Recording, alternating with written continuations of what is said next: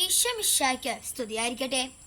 സ്നേഹ ബഹുമാനപ്പെട്ട വികാരിയച്ഛ, ബഹുമാനപ്പെട്ട സിസ്റ്റേഴ്സ്, മത അധ്യാപകരെ, മാതാപിതാക്കളെ, എൻ്റെ പ്രിയ കൂട്ടുകാരെ, മിസ്റ്റർ ഫ്രാൻസിസ് അസിസിയുടെ തിരുനാൾ ഇന്ന് സഭ ആഘോഷിക്കുകയാണ്. എല്ലാവർക്കും മിസ്റ്റർ ഫ്രാൻസിസ് അസിസിയുടെ തിരുനാൾ മംഗളങ്ങൾ ഏറെ സ്നേഹത്തോടെ നേരുന്നു. ഒപ്പം വിശുദ്ധൻ്റെ മാധ്യസ്ഥം വഴി ദൈവത്തിൻ്റെ അനുഗ്രഹം നിങ്ങൾക്ക് ലഭിക്കട്ടെ എന്ന് പ്രാർത്ഥിക്കുകയും ചെയ്യുന്നു. ചരിത്രം പറയുന്നു, തൻ്റെ മാനസാന്തരത്തിനു ശേഷം മിസ്റ്റർ ഫ്രാൻസിസ് അസിസി കുഷ്ഠരോഗികളെ ആശ്ലേഷിക്കുമായിരുന്നു.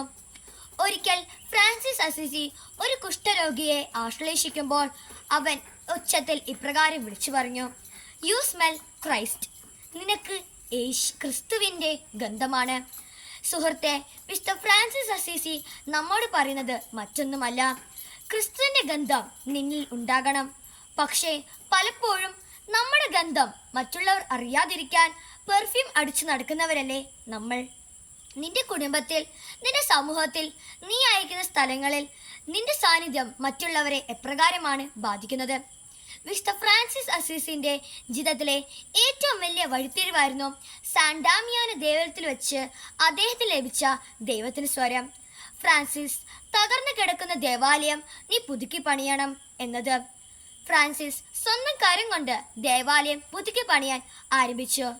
പക്ഷേ പിന്നീട് ഫ്രാൻസിസിന് മനസ്സിലായി, താൻ പുതുക്കി പണിയേണ്ടത് ദേവാലയം തിരുസഭ മാത്രമല്ല, തൻ്റെ ശരീരമാകുന്ന, ഉടലാകുന്ന ദേവാലയം തന്നെയാണ്.